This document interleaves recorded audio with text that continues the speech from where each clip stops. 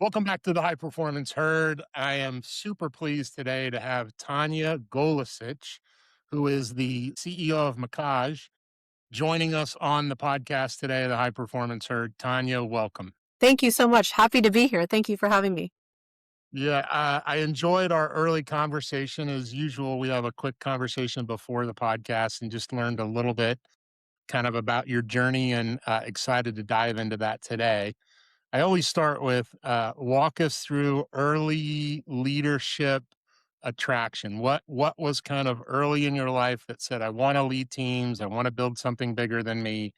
Where did that journey for you or mental kind of attraction start?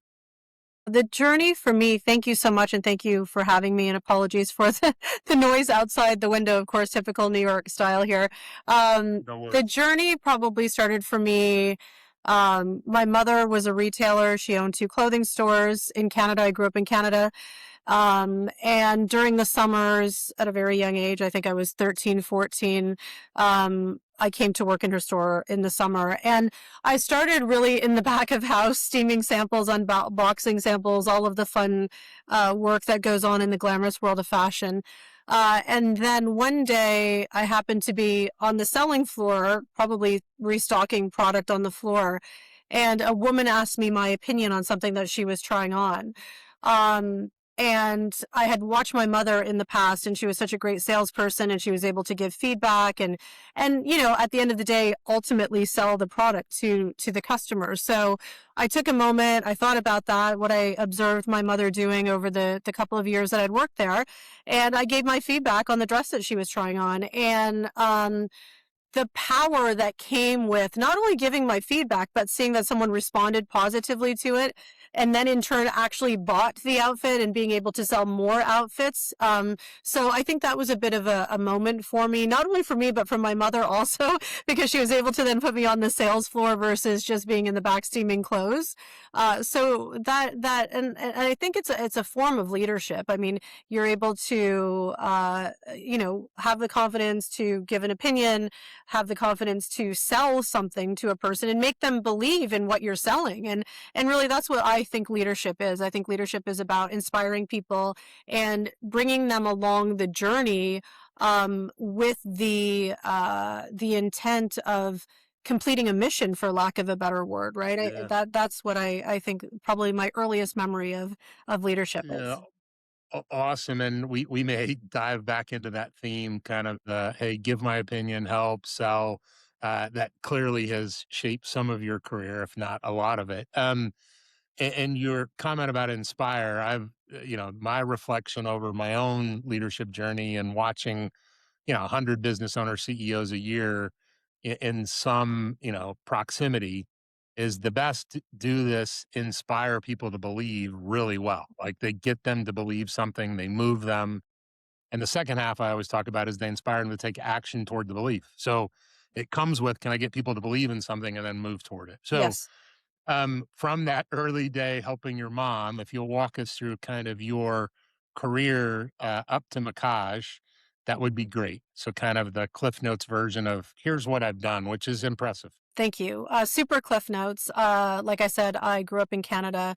And at that time, I worked for my mother when I was a teenager. And then I moved to Toronto and worked for a clothing designer at the time, called Peter Nygaard, where I became an account executive, and that's where I really learned how to sell. So to wholesale accounts, department stores, et cetera, really understand the design process and really be in a fashion industry. While I was at Nygaard, I knew sadly that Canada was not the place that I wanted to continue my fashion career, just because there was nowhere to go. I mean, the fashion industry in Canada sadly is very small. So I knew that I needed to either move to Paris, New York, or Milan.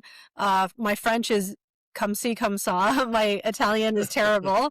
And so New York it was, because obviously close to home, and I spoke English. So check, check. And I was transferred by Nygaard actually to New York. And I came here in 2011. So began my career here. And then from moving from Canada to the US, I was then put in another sales director role, which was of US department stores. And that's where I met the Dillard's department store and Alex Dillard, who obviously is one of the owners of Dillard's. Helped me out a lot. He recommended me at that time to Ralph Lauren. And then I left Nygaard and moved to Ralph Lauren, and I became the vice president of sales and planning at Ralph Lauren, which was probably one of the most important steps in my career. A, in the US, B, global, but C, also the best PhD in fashion and branding and marketing that I think, and anywhere, any brand. So I was lucky enough to move to Ralph Lauren, where I spent a few years there. I then to the Jones Company, who was also a huge wholesale company at the time. From there, I was recruited to go to LVMH and work for Marc Jacobs as the senior vice president of sales and planning. And that was the time, an amazing time, when Marc Jacobs was actually the creative director of Louis Vuitton. So I was over Marc Jacobs and Marc by Marc Jacobs, but Louis Vuitton was also the other half of his role. So really a great place from another perspective, from a branding perspective, from a European perspective. So I ticked the box on the American piece, which was Ralph Lauren, and then moved to LVMH, which was, like I said, a really great experience for me. That's where I really got to understand and learn the global businesses, again, the branding piece. So hugely important. And then I was lured away by Bain Capital to go to Canada Goose. And at that time, Canada Goose was around the same size as Mackage is today. The brief was that they were looking for a Canadian who had managed a luxury business, and I ticked those two boxes. So I had some great conversations with the Bain people, really wanted to understand what the strategy was in terms of how they wanted to grow Goose and where they wanted to expand. So I moved back to Canada for that role, which was very unexpected because I didn't really think that I would leave New York. But I did, and I moved back to Toronto, where I spent a year and a half. That was my shortest stint in my career, was at Canada Goose. Just for me, culturally, as a Canadian, moving back to Canada after living in New York for over 10 years, not an easy transition in any way. But it was fine. I mean, I was there. It was a great experience. And then I was recruited by Jimmy Choo to come back to the US, to New York, to be the president of Jimmy Choo at that time. So really amazing brand, really great experience. During that time, we were acquired by Capri Holdings, John Idol, and that's when he was building the Michael Kors, Jimmy Choo, Versace, Capri Holdings group. So I spent 5.5, almost 6 years there. While I was at Jimmy Choo, the first week of working at Jimmy Choo, a friend who's a recruiter called me and asked me to meet with another private equity firm who had just acquired Mackage. As a favor. They knew, obviously, I wasn't leaving Jimmy Choo because I had just started. So I met with the private equity team who had just acquired Mackage. So almost the same story as Canada Goose. Yeah. And being Canadian and knowing Mackage, I was intrigued, but obviously I didn't, I moved on to Jimmy Choo and kept the relationship for the 5.5, 6 years that I was at Choo. And then Choo, I didn't leave Choo. So at that time, COVID happened, and we all obviously managed through COVID as best as we could. And I think the Capri team did an amazing job of that. But during that time, the private equity team was calling just to check in, and we had then had another conversation 6 years later about the possibility of being the CEO of Mackage. I really needed to understand what their mission was, what they saw the strategy as being, and I thought, you know what, this is the opportunity for me to make a statement and to hone all of the skills that I've acquired over the years from huge companies like Ralph Lauren and LVMH and bring them to the world of Mackage. And be able to tell that story globally and really grow a brand. So I left Jimmy Choo in June of 2021, and I've been here ever since. So Tanya, Thanks first. And just an awesome story. I'm sure there's people in the audience that are going, man, that's a awesome journey. And I always reflect on these things for myself and others and go, young girl working for your mom, Yeah. was that part of the, oh, I aspire to do this? Or do you look at it and go, yeah, it's kind of dreamlike. It's awesome. So that's my first question. Like, as you think about that as a youngster, was that in the plan? Was that a, this is what I want? It was in the plan. It wasn't, I wouldn't say it was in the plan since I was, 10. But when I started working at my mother's store, and I remember we would receive those point of sale materials, which were all of the national ad looks. And at that time, my mother carried Ralph Lauren. And I grew up in a town of 4,500 people, okay, in Canada. So I'm not in Toronto. I'm not in, Montreal. I'm in Gananoque, Ontario, the Thousand Islands, in a store, right, with this dream of Ralph Lauren, thinking, who are these people? What is this brand? I love this. I'm so happy to be part of this, thinking that I'm part of the fashion world at a young age. And so now that you say it the way that you just said it to me, did I think I would ever actually do it? No. Did I know I wanted to go to New York? Did I know that I wanted to, hopefully be part of some of these amazing brands that I just recapped? Yes.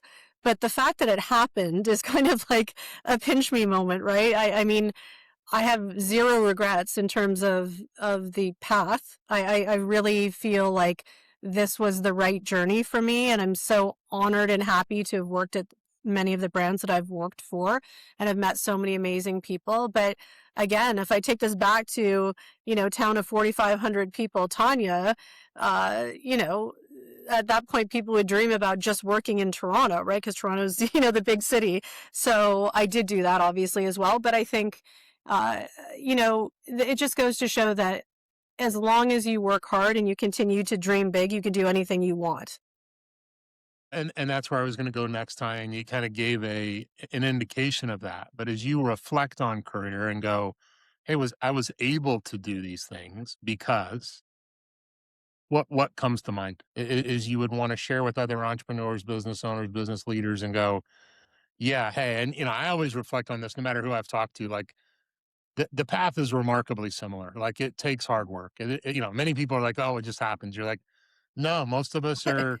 I always joke and go, the world's filled with 10-year overnight sensations. Like all of a Exactly. sudden, I've arrived. You're like, well, it took me 10 years of really hard work to get to this point. Absolutely. So, do you have a similar view? Like, yeah, this happened because, and the because is, I put my head down and I worked early. I did hard work. Yeah, I think people, like you said, and you've talked to so many people this way, there's two things I don't like. There's people who say, or people who think that it just happens. And then there's other people who use my least favorite word, which is luck. And I don't think it just happens. And I don't think it's luck. I think it is a combination of so many things. But from the outset, I think it has to do with my DNA, point blank, meaning I think that I was born with a mentality where I knew I always wanted more. I always wanted to do more. I often attribute this to being a daughter of immigrants. My parents came from, at that time, it was a former Yugoslavia, a communist country, left because it was a communist country. Now it's Croatia. Um, and just seeing what they had to do and to come to Canada. They didn't speak English. They needed to find jobs. They started in a place that I don't even know if I could do today on my own. Like I told you Milan and Paris, but I didn't go there because I didn't speak the language, right? So did I take the easy route? Maybe. And I came to New York, right? Because I spoke English. So at least I didn't have that handicap. But I'm asked a lot, especially at schools when I speak in front of students, and people can tell me about their PhDs and their MBAs and their honors and that's all great. There's nothing. I mean, that's an achievement on its own, right? But unless you're willing to do the work and to do the work every single day and to go outwork other people. Because when you come to New York and you're in your 20s, there's a lot of people that want to be in the fashion industry, right? There are a lot of people that want to be in many industries. But if you're the person who's there, who's making your boss's life easy, who's making your boss look good, who, you're being, and I hate to say this because you shouldn't say this because it's not politically correct to say this, but at that time, if you're asked to get coffee, you get coffee for people. I mean, it is what it is. And I think, unfortunately, the way the world has changed has kind of hurt that mentality a little bit. There's this level of, or maybe it's the parents and the schools and what's being taught, but sometimes there's a level of entitlement that if you've been well educated, that you therefore should be the president, you therefore should be a vice president. It takes so much work and to be better and to work harder than other people in order to get to the place you really want to go. Now, not everyone wants to be a CEO and a president, which is great. But for those who do, I mean, there's no question. It's you give up a lot in order to do it.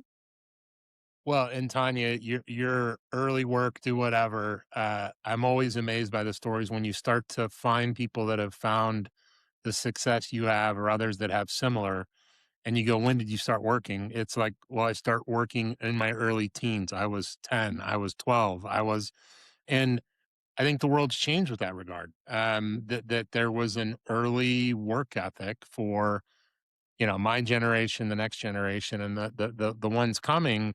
You used entitlement. I'm not sure it's entitlement. I just think the world is different with I regard agree. I to. agree.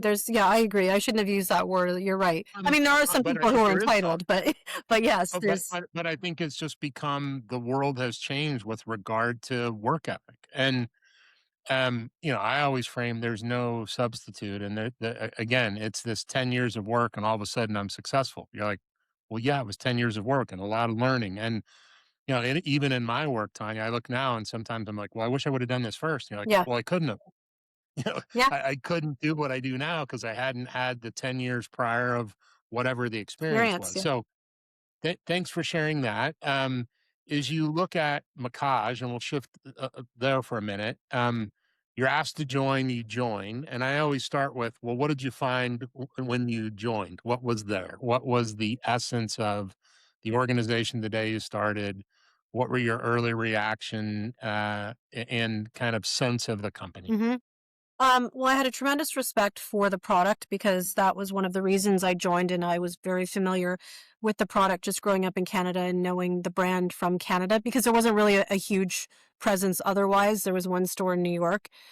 So I had very much a respect for the brand and for the craftsmanship. And when I say brand, I mean the product because at that time there wasn't really a brand story. So that was number one, and that's what attracted me to the company. And then when I learned, and the reason I took the job, quite frankly, from the private equity team, that it would be me that would be building the brand story, right?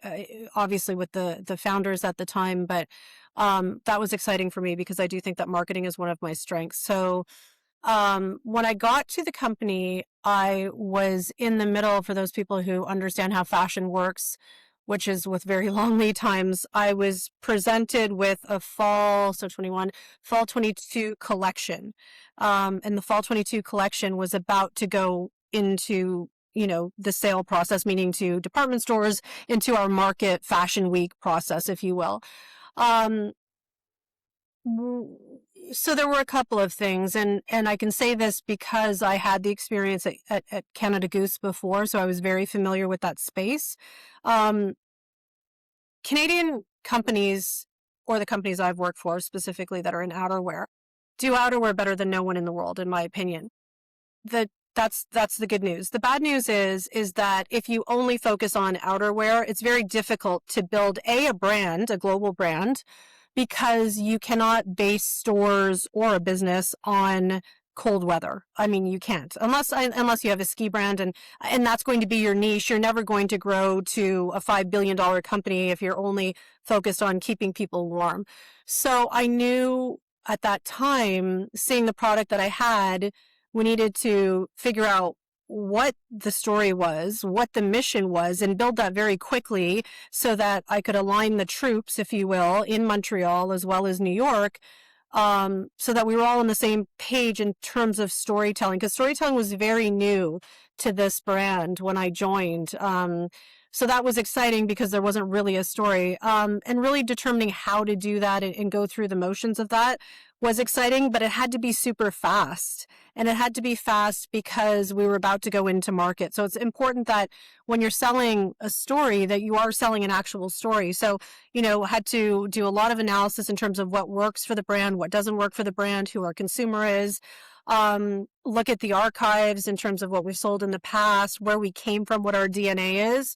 So that all happened in probably 8 weeks, which is exciting. And that's where we've come to now 5 years later. And Tanya, can I interject there? Because you referenced it earlier. I talked about it, that the essence of this leadership is inspiring people to believe in something. It sounds like, hey, I digested all that. Like here was it. Here's what Mackage was. Here's what the brand was. Here's where our position in the marketplace. And clearly, it sounds like, well, I have aspirations and want people to believe in something bigger, different, more impactful. The story. And if you go back and go, well, here's what I wanted them to believe. What was it? Well, I won't to believe, but we weren't there yet, and we are today, thank God, is that we weren't just a Canadian outerwear brand, that we were a luxury lifestyle brand, because we had more of a story to tell than just down jackets.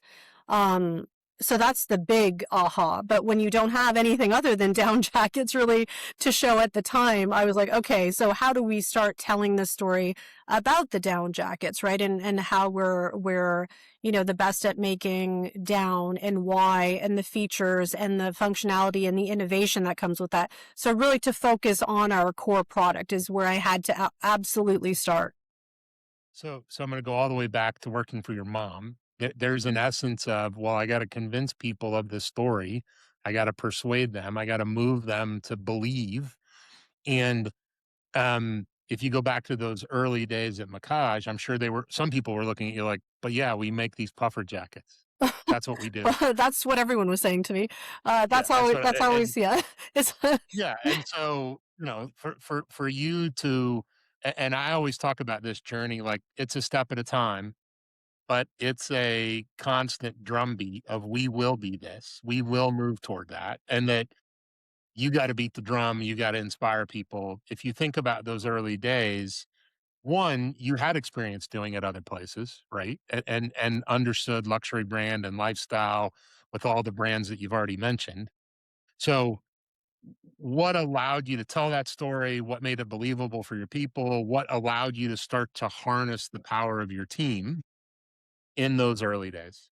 uh, well, it's actually a really difficult question, because I don't know that I was able to harness that power immediately. Because when you come into a company that is primarily Canadian, well, it's Canadian run, the head office is in Canada, most people don't understand or want to believe that there's a massive difference between Canadians and Americans. And you could say, okay, but you're Canadian. Yes, I'm Canadian, but I'm Canadian and I've lived in the US, and I've lived in New York. So forget the US, New York, for over 20 years. So that part of my personality is a very different personality than Canadian Tanya from Gananoque working in my mother's store, based on all of the experience that I've had in New York. Um, and leading a company, and one day I will write a book on this, I think, leading a company, because the nuances are unbelievable. Leading a company as a Canadian who lives in New York with a lot of Canadians in Montreal, or any Canadians, is very difficult to do, because in the US, leadership is usually this type of structure that, the CEO or the president or the creative director has a strategy. This is the strategy. We debrief everyone. We show them what the strategy is, how it's going to work. Everyone buys in. Everyone executes the strategy. That is absolutely not how it works in Canada. So this is where I think the benefit of Ralph Lauren and the benefit of LVMH really helped me. Canada is very much more European, where you present the strategy, you then talk about the strategy for a while, you then hope everyone buys into the strategy. Most of the time, people don't buy into the strategy. There has to be a buy-in before they'll execute. So the timeline is a lot longer than it would be if you were in New York. So there's several iterations of going back and back and back for the buy-in. And I would tell you that most people, many people don't buy in, which makes your life incredibly difficult. Because when you come also to a startup, which is what Mackage is, versus a Ralph Lauren or an LVMH, you then have people who respectfully will tell you, but this isn't what we do. This isn't how we do it, right? Yet you've been tasked to evolve the company to its next level to become a global luxury company. So it's a very, very, very delicate balance of balancing how you convince, because it takes a lot of time because of the culture, but then also showing people that you are there to protect the identity of the brand and help accelerate it to the world, right? Bring brand awareness. Um, yeah, it's a lot. And it takes time. And I would say that it probably took me 2 years to even get to that point of people believing, really. And unfortunately or fortunately, depending on how you look at it, I had to bring people from other companies to help me do it. It's not just me, right? So the team in Canada was a great team, but some of the people in Canada didn't have the global experience to understand the next level of what it took us to get to the next level. So brought people from, I brought someone from Jimmy Choo. I brought someone from Ralph Lauren that I worked with many years ago, people who had expertise in certain areas that understood the global footprint. And then bringing all of those people together to get along is also part of the job, right? And so that everyone can work together as a team and inspire each other, because that's really why we've been successful as of, the last 3 years, is because all of those people finally gelled together. So I use this metaphor often, and I heard it here, and I want to just check if you agree that early on I have to fuel the magnet that creates compel repel. That I want to compel people to believe this thing going forward, and I got to fuel the magnet. I got to make the magnet stronger. And that what happens over time is the people who aren't compelled to go in the direction we want will be repelled, and That's that they'll eventually go, I don't belong here. I may have to intentionally repel some of them. Um, but my firm belief in, and you've done a great job of articulating that sometimes that takes longer than others based on the culture, the environment, the country. I mean, the list can go on and on. But clearly you've navigated that and you've found a way to move the team. What I heard in that is, well, I had to bring people outside that understood that vision and do believe it because they've lived it. I need to convince others, and at some point probably had to go, yeah, you're not on board, you can't stay. mhm. Did you have Correct. some of that? 100%. And I Okay. think it's what you said though. Some people did that, but some people just naturally said, this isn't for me. This isn't what I signed up for. And that makes sense. I mean, I have zero issue with that at all. I mean, it's totally normal when you join a company and you were told 5 years ago this is what we're going to do, and then all of a sudden, someone else parachutes in 5 years later and changes everything and turns everything upside down, and you're starting from a new place. So I think it's natural. I think it's very natural, especially when a new CEO joins. It takes time to really learn the culture and the people who exist in the culture and understand the strengths and weaknesses, and the strengths are the ones that continue to stay because they do believe, and that's the only way that you can be successful in growth. I mean, if this wasn't a growth situation, then then there's a different story. There's different reasons for different people. And so, Tanya, in those, I'll call it couple of early years at Mackage, were there times, and I assume, man, I'm frustrated. This is hard. This is difficult. This isn't the way I want it to go. Um, and what created the will, the push, the belief for you to go, yeah, we'll get through this? It's extremely frustrating. Um, Most people think that because you're the CEO and you say something that people do it. That's absolutely not true in any way, shape, or form. Otherwise, it would all be easy then. Um, so the inspiring people or showing them why to believe what the end result's going to be. And sometimes the end result is so foreign to people that they can't even get there. So you kind of have to break it down over the years. So we do a lot of town halls and talk about, the next 3 months or the next, 6 months, just to not overwhelm people with not only the amount of work, but we're moving at a pretty quick pace as well. Um, so it's difficult, and sometimes I go to bed and I think, why am I even doing this? Like, why do I care? Why am I doing this? When every little thing you do that you think is so amazing, and then the next day it's like, oh, it's like having a 14-year-old. I have a 14-year-old, and one day you think that you've just, got the best Christmas gift ever, and then you're like, oh, it's a terrible Christmas gift.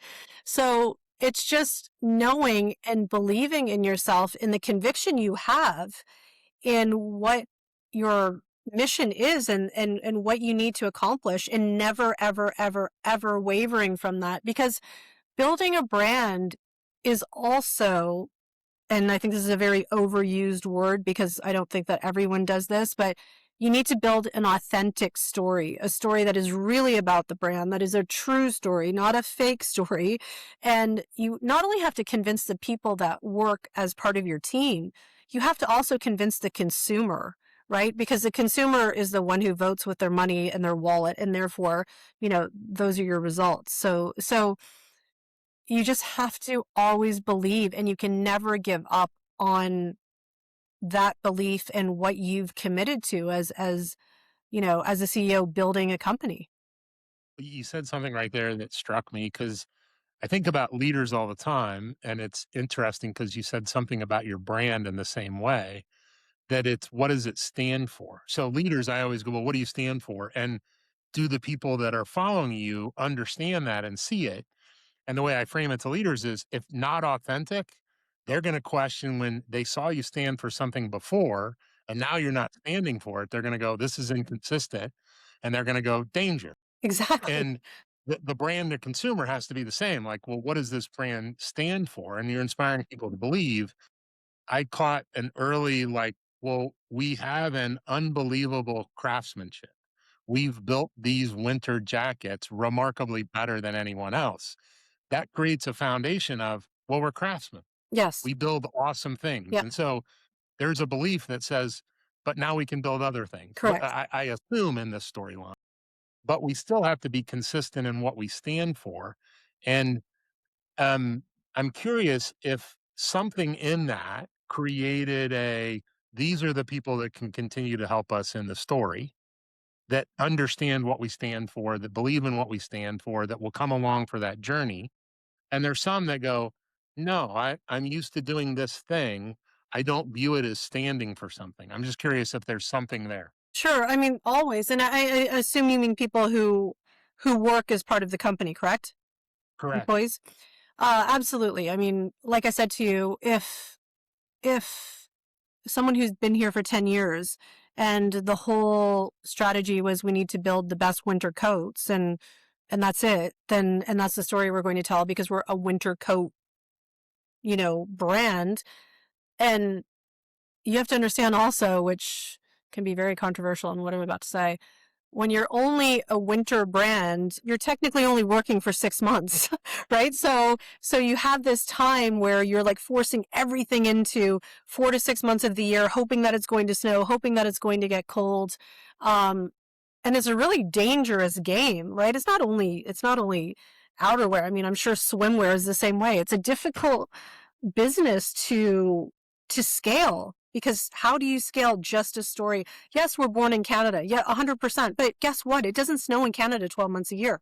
So trying to convince someone that we can do other things because, oh, by the way, I just looked in our archives, and 20 years ago we were doing wool and cashmere and leather. So maybe we revisit some of these categories that were amazing for us, right? So you can do as much marketing, you can do many town halls, as many speeches as you want. But fundamentally, if someone doesn't agree with the strategy and doesn't want to be part of growing, which is hard, right? It's so exciting to expand and scale and grow a brand rapidly, but you have to be ready for it. It's a lot of work, and it's a lot of early emails and late emails, and it's nonstop. So some people don't have any interest in that, and that's okay. We've talked about, I'll call it the masses of employee team. If we go specifically to your leadership team, what's happened there? What's shifted over time? What's different, if anything? Um, so leadership is obviously the team that's going to take you to the next level, right? Because you need to hire, 10 or 20 or 15 or 50 U's in order to, but who are smarter than you in many areas, who can inspire people, who can be part of the culture, who understand the culture, um, and and help with that process. So today, I'm proud to say that we have two very, very, very strong people who have been here since day one, before I ever came on board, since day one of the company, who head of production, head of logistics, great members of our executive team. And then the additions, we have an amazing CFO slash COO, who worked previously with me at Jimmy Choo. And he and I think, understand each other extremely well and understand how to work together very well. And for a CEO, I think a CFO is your number one in terms of your go-to when it comes to everything financial, EBITDA related, etc. And then, you know, in Canada, we've hired a product person, a head of product from Lululemon, who is really great. A person, we brought from Ralph Lauren, who worked with me many years ago, a person who worked with me at Marc Jacobs many years ago.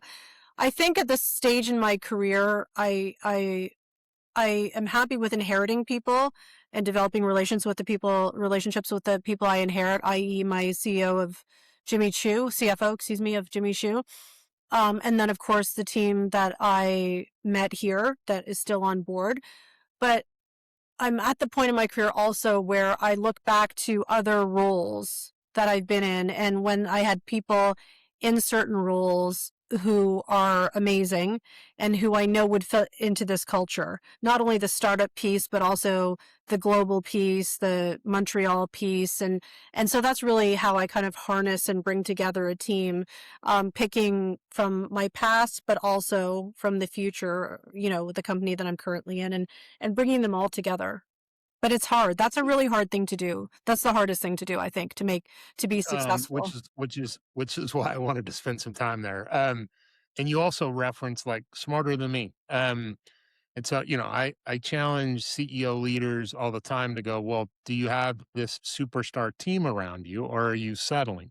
Are you threatened by them? I go, do you have to be the hero? And, whatever the right metaphor for each of us individually, Lencioni even talks about it, that the one team is CEO and all the direct reports, and that's the most important team in the whole organization. Uh-huh. And they need to be willing to sacrifice for each other. They need to be able to look at what wins for the company versus wins for their downward team. I mean, there's a bunch there, and it sounds like you've navigated it, potentially even different through your career. Is that true? Do you look and go, yeah, hey, that team's remarkably important. I've gotten better at doing it. They do a lot of the heavy lifting where I felt early, at least for me, early in my career, like, well, I had to do it. What you realize is like, no, get really solid, fantastic superstar people working for you, Yeah. and your life's easier. 100%. But I feel like you learn that by trial and error too. And that just comes as you get older, because it's no different. And it's, super boring for me to probably say, but I often compare this to sports teams, right? Like the Knicks going to the playoffs this week. You need to, and listen, look at the Knicks. The Knicks are the perfect example. You have three players on the Knicks who played together in college, right?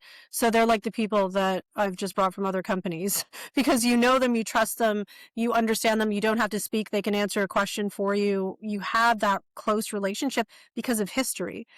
So I think that teams who are successful in any industry operate very much like athletes and professional sports teams, because everyone plays a different position.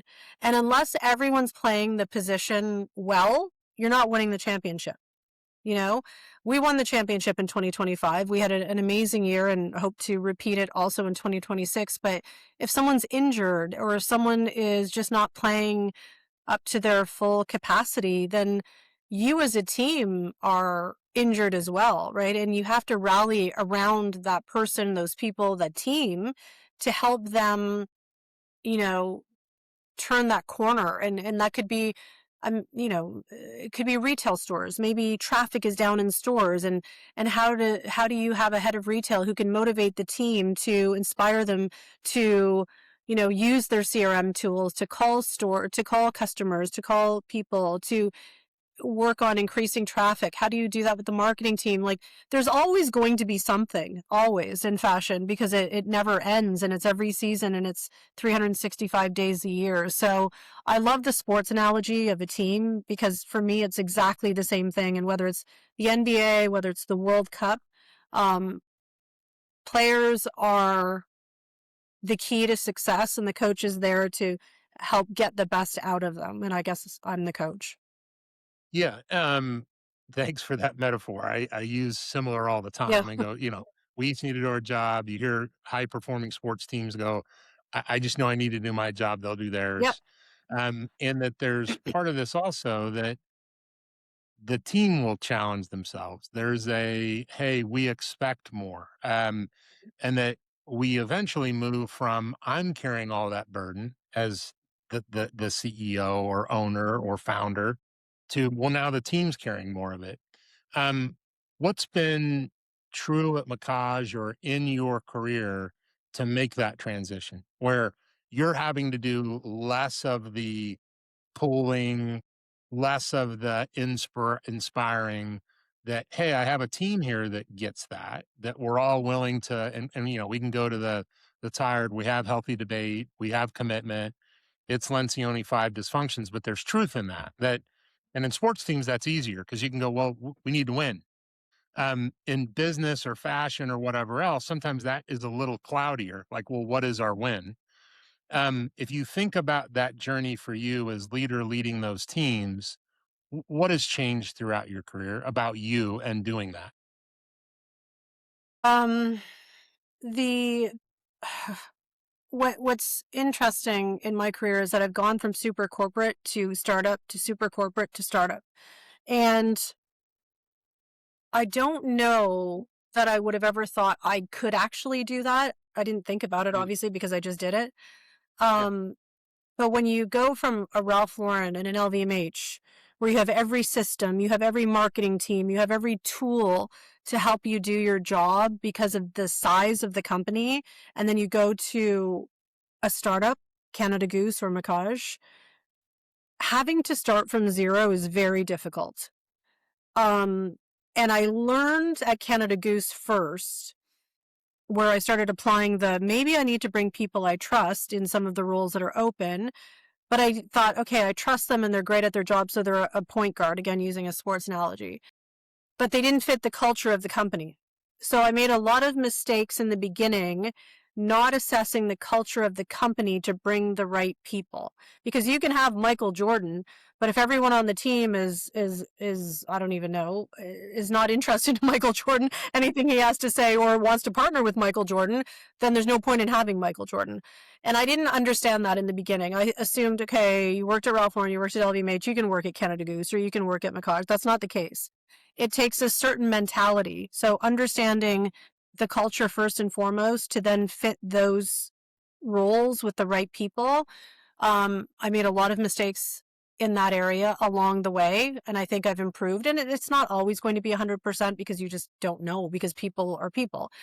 Um, so that for me was a difficult one. And then what I like, when I said to you, startups are so difficult, because if you have worked in corporate companies, it's a very difficult transition. So when I showed up at Mackage, I mean, the reporting, the systems, the information that I was even able to obtain that could take a week when it should take 3 hours was really difficult, because in order to assess a business and make educated decisions based on analytics and other things, and you don't have those analytics, there was a lot of the, okay, I don't have someone who's the head of planning who can run this report for me because we don't even have a system that can run this report. So that's where you're really in the weeds at the beginning, just trying to get people to do certain things and pull it all together into one report so that you can make an educated decision on something. Um, I'll just replay a moment ago. You talked about kind of the talent culture. One of the sports metaphors I use all the time is they need to be brilliant on the field and in the clubhouse. Yes, They that's need to good. be able to and there's plenty of sports movies where you see that, like, the person can play on the field, but, man, they don't jive in our clubhouse, or they're great in the clubhouse, but they can't play on the field. And I go, "Those are both equally bad," and we Yes, don't view it that, but I go, "They're a mascot, but they can't that's play on the true. field." I'm like, "Well, then they don't belong on the team." True. So, we need both of that, particularly in our leadership teams to drive that. You found a way to navigate that. You've created this, luxury brand that moves beyond seasonality at Mackage. If you now look forward and go, well, what's in front of us? What's the next stage of growth? What do we need to accomplish in the next 3 to 5 years? What is it? $1 billion. So for me, $1 billion is ahead of us. That's what we need to accomplish. We will accomplish. Um, and what comes with $1 billion is brand extension. So on Thursday, actually, we launched our first sneaker as part of our World Cup capsule. So as we continue to develop this lifestyle, you have to therefore continue to expand lifestyles, but the lifestyle has to fit as part of the original core. So once you stray too far away from that lifestyle, that's when brands usually explode because they're not, it goes back to be having an authentic story and something that goes back to Mackage, right? It's so Yeah, what does the brand stand for? What do we move? And I'm curious, you started with $1 billion, but then what I heard behind that is no, extend the lifestyle brand. Have a broader appeal focus that demonstrates we are this lifestyle.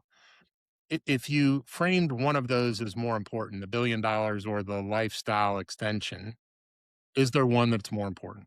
well, you can't do the $1 billion without the lifestyle extension. So I guess the lifestyle extension is most important because that's That's what where I will was get going. us. Often, yeah, and it's funny because Tanya, I did this many times in my career. We had a financial goal, and I'm like, man, if we just do whatever the goal is, the financial thing will happen. Like, Yes. if we can Yes. understand what we have to do and stay true to that, again, what do we stand for, and do it remarkably well, whatever my financial goals are, they'll happen. And we have that budgeting cycle. We have, hey, 3 to 5 years, we want to be here.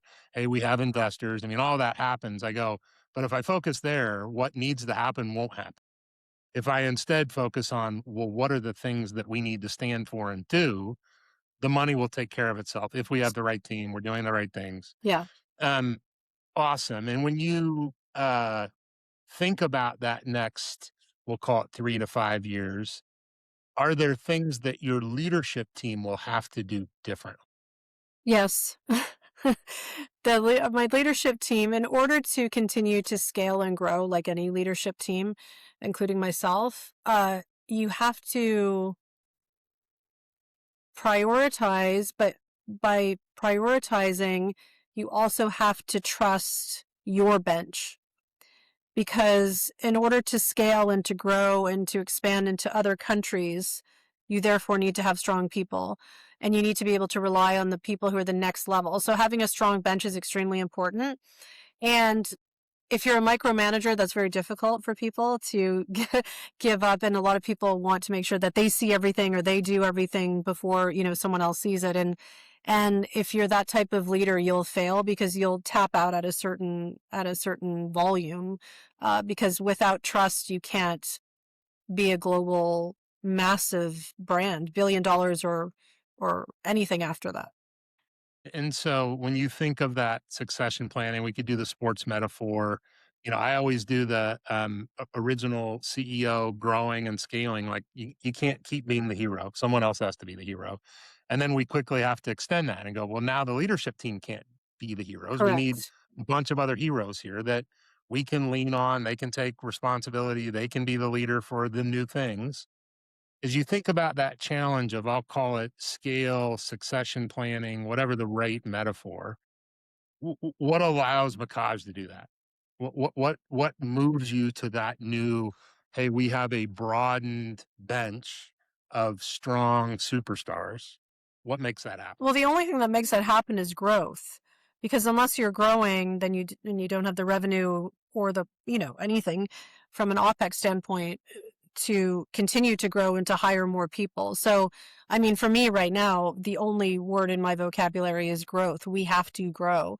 And that's something that we talk about all the time. And then, we talk about what those pillars of growth are and how they look. And to your point, the one person who's the head of ecom or the one person who's the head of stores can't do that for every e-commerce site from Korea to China to Japan to the US to Canada. So those types of continued product and lifestyle additions, i.e. in design, or business additions like in e-commerce, and now with the introduction of AI into everyone's life, yes, okay, AI can help us too to a certain extent, but you still need boots on the ground when it comes to people in stores and physical retail to continue that growth trajectory. But the only way you can do that when you're owned by private equity and to have investment is to grow, and deliver on Yep. your results. So if I shift to what does success look like short term, and we'll call it midterm, not a long term. Short term in the next year or so, midterm in the next 3 to 5. What does success look like? And how would you feel doing that if you make that happen? What does success look like, and what will that mean for you? Short term, it would be to continue our retail expansion globally. So more stores in the US as well as Europe as well as Asia. That would be short to mid-term. Mid-term, because of the time it takes with product, as I mentioned earlier in fashion, would be to continue the brand lifestyle extension, as well as the marketing piece of it and how we tell that story authentically and deliver to our clients products that they are looking for from us, excuse me. Um, and then long term would be to be acquired by a larger company. So to be acquired by either a strategic or another private equity who will be the next stage of growth and investment to take us to the next level. So those are And kind of my three pillars. and what will all that mean to you? That will mean I've done my job and I've delivered on what I said I would deliver on. And it will hopefully open the door for either something different or new, maybe in a different brand, or I will continue on to take Mackage to, beyond 1 billion to 5 billion to be in the realm of other brands that are there today. So I'm open to both, just depending on the situation. Awesome. I always kind of end this way. Leaders will hear this and they'll go, "Hey, like the story, uh, see that Tanya's found success." If you were going to share for a moment, like, this is the thing that's mattered most. This is the guidance I would give to others that are on a journey similar to mine. This is what I've learned about motivating teams and getting more from them. What's in that? Like, here's what I would advise people. Hmm. Um, I think where we started, which is your work ethic is everything. Period. It really is. I don't know. I can't make it sexy. I can't make it any better than that. So that's number one. Number two is to listen, especially early in your career, to listen and observe and take in all of the information.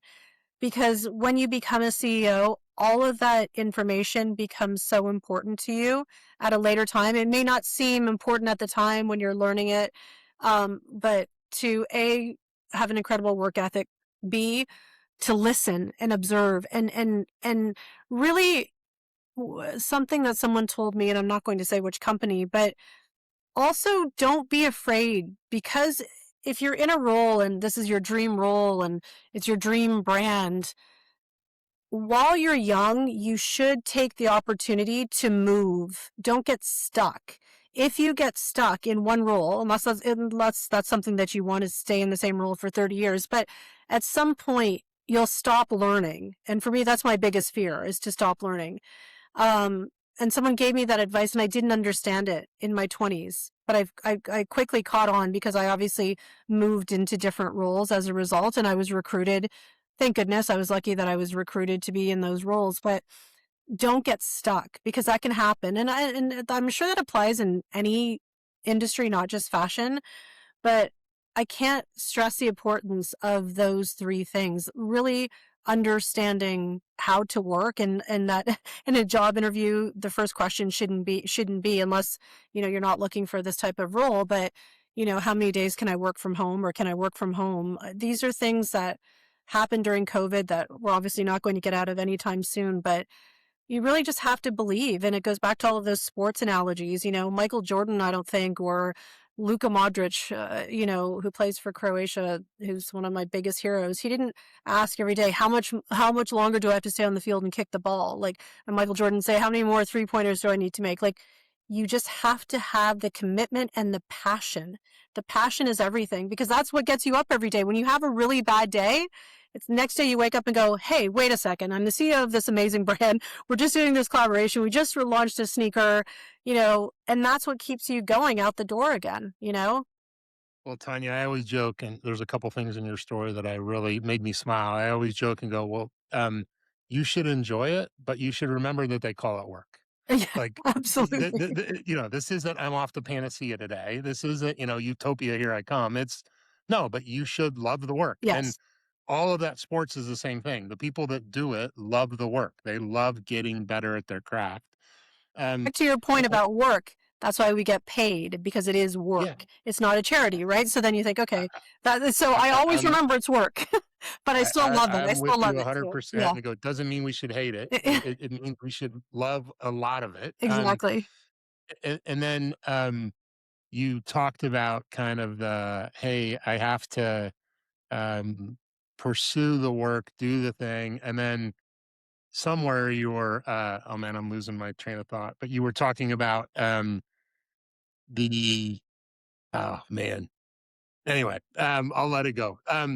From a next steps, if listeners wanted to follow you or Mackage, where should they go?